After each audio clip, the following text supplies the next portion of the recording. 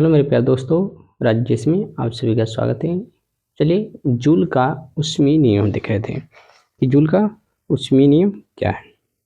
ठीक है, तो चलिए इसको लिखते हैं कि इसको लिखते हैं उत्तर।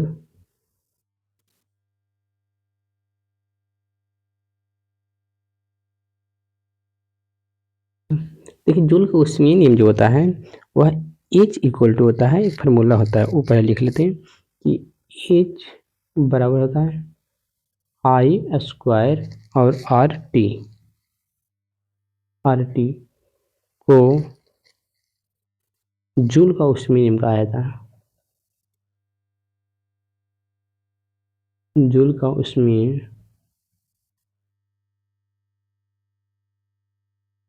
ऊर्जा कहा जाता है।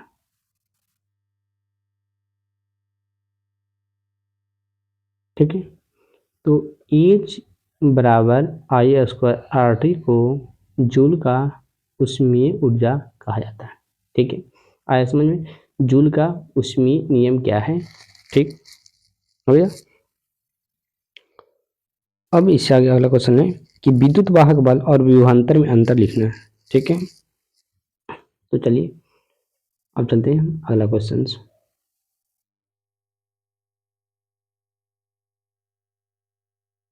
अगला क्वेश्चन मेरा है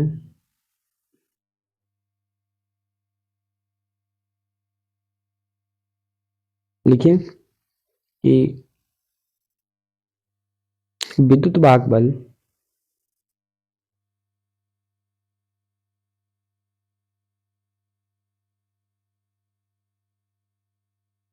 विद्युत वाहक बल एवं विभवांतर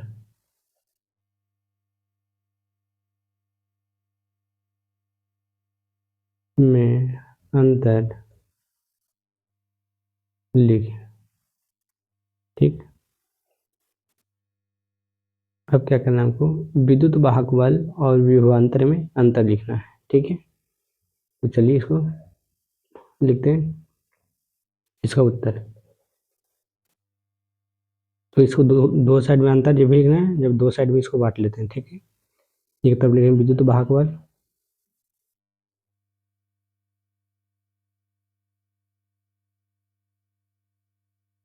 ठीक है, एक तरफ लिखेंगे विभवांतर। ठीक है, अब देखिए इसमें मेरा सबसे पहला पॉइंट, तो इसमें लिखेंगे परिपथ भंग होने पर यह शून्य नहीं होता। जब परिपथ भंग हो जाता है तो इसका मान होता है वह शून्य नहीं होता है। तो लिखिए परिपथ, पहला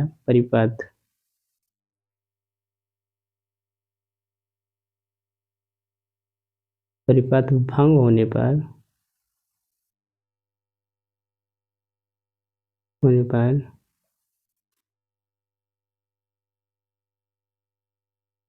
यह लिखिए यह शून्य नहीं होता है।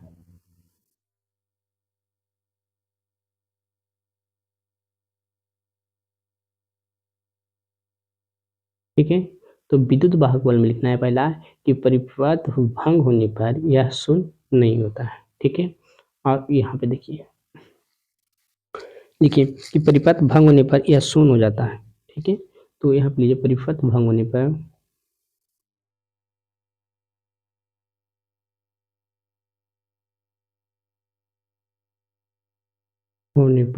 यह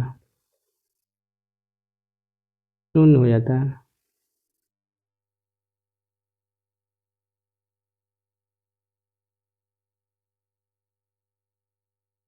ठीक है, अगला देखिए दूसरा मेरा, इसके कारण परिपथ में विद्युत धारा प्रवाहित होता है। जो विद्युत वाहक बल है इसी कारण देखिए इसके कारण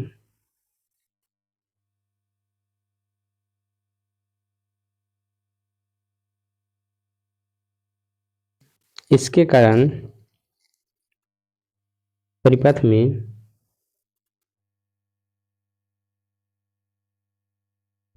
विद्युत धारा प्रवाहित होता है।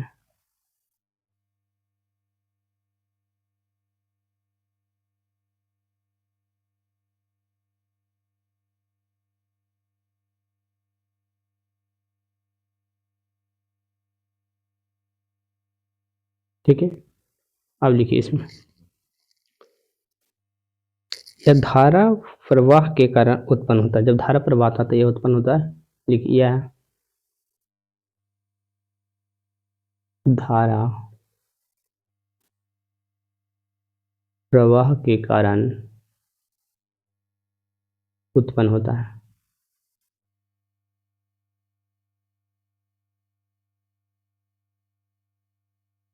ठीक है, यह धारा प्रवाह के कारण उत्पन्न होता है। अब चलिए इससे आगे, मेरा तीसरा पॉइंट,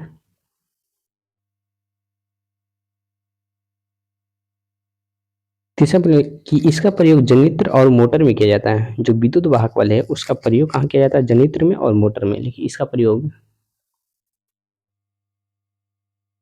इसका प्रयोग या उपयोग, ठीक है, इसका प्रयोग जनरेटर एवं मोटर में किया जाता है।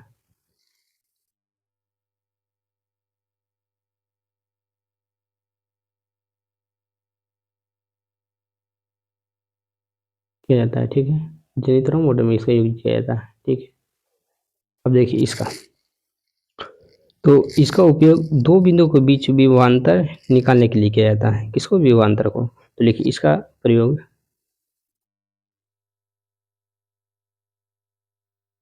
इसका प्रयोग दो बिंदुओं के बीच, दो बिंदुओं के बीच विभवांतर निकालने के लिए किया जाता है।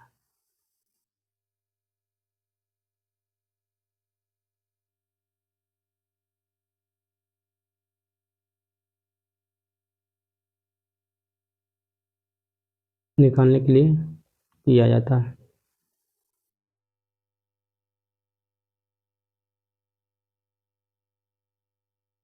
चलिए साइज छोटा करते हैं, आप लोग लिख लीजिए। ठीक है, देखिए पहले नंबर, 3 पॉइंट लिखा है, तीनों देख लीजिए। लिखिए, 1 मिनट लिख लीजिए आप लोग।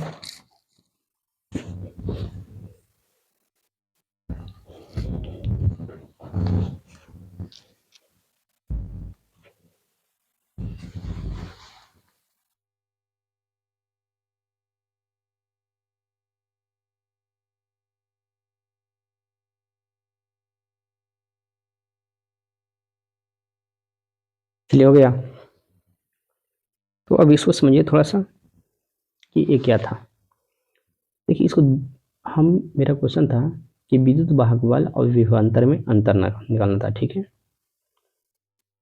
अब इसको मैं, मेरा पहला पॉइंट था कि परिपथ भंग होने पर यह शून्य नहीं होता है। विद्युत वाहक बल का अगर परिपथ समाप्ति हो जाता है तो वह शून्य नहीं होता है। ठीक, और इसको में विभवांतर में क्या होता है कि इसका परिपथ अगर भंग होता है तो उसका मान शून्य हो जाता है। ठीक है, और दूसरा पॉइंट था कि इसके कारण परिपथ में विद्युत धारा प्रवाहित होता है। विद्युत वाहक बल के कारण धारा ये प्रवाहित होता है, विद्युत धारा प्रवाहित होता है, लेकिन विभवांतर में यह धारा प्रवाह का कारण उत्पन्न होता है। जब धारा प्रवाह होता है तब विभवांतर उत्पन्न होता है।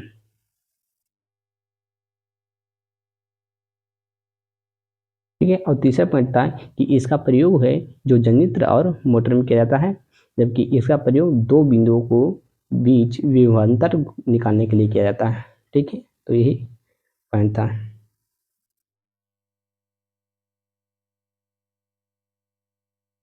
हो गया।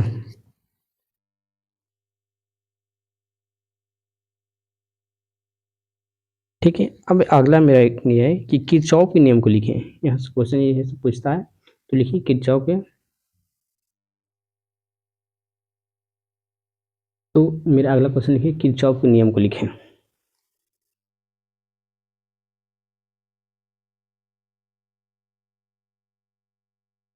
थोड़ा बड़ा कर लेते हैं। ठीक है, मेरा 20 नंबर क्वेश्चन था।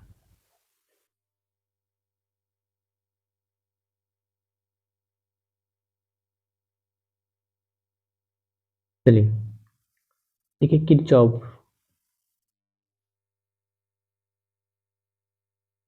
किरचॉफ के नियम को लिखें। चलिए ये आसान है, किरचॉफ के नियम को लिखें।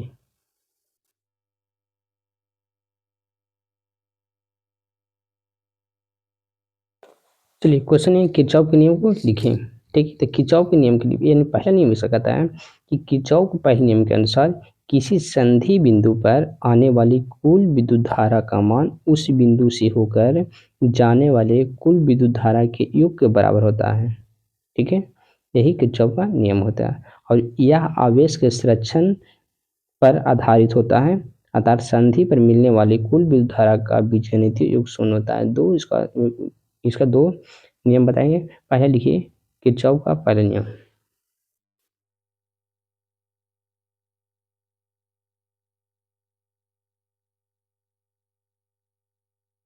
तो देखिए किरचॉफ का पहला नियम।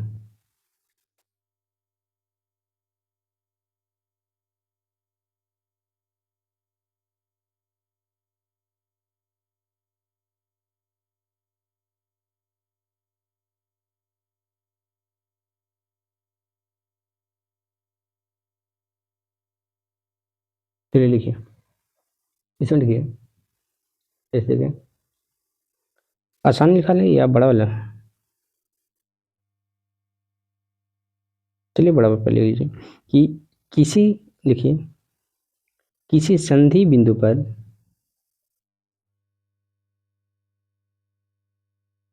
किसी संधि बिंदु पर किसी संधि बिंदु पर आने वाले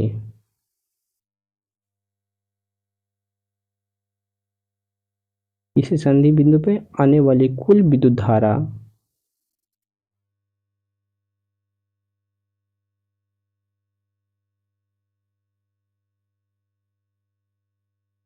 कुल विद्युत धारा का मान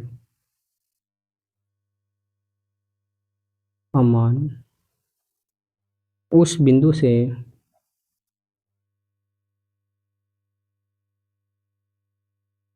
होकर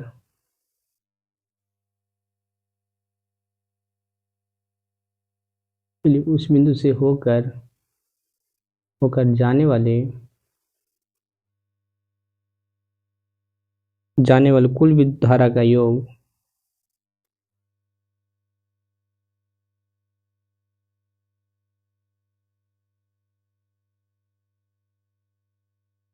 कुल विद्युत धारा का योग बराबर होता है।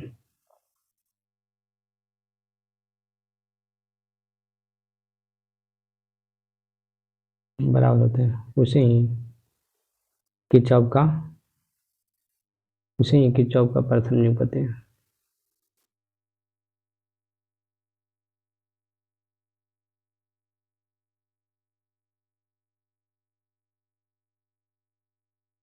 ठीक है, अब देखिए किरचॉफ का प्रथम नियम। देखिए किसी संधि बिंदु पे एक तरफ से आ रहा है, दूसरी तरफ से जा रहा है। ठीक है, तो किसी संधि बिंदु पे आने वाले कुल विद्युत धारा का मान उस बिंदु से होकर जाने वाले कुल विद्युत धारा का योग को बराबर होता है।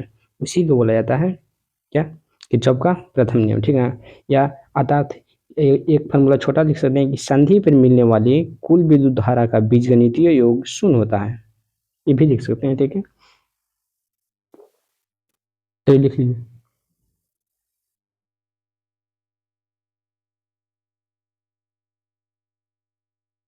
हो गया।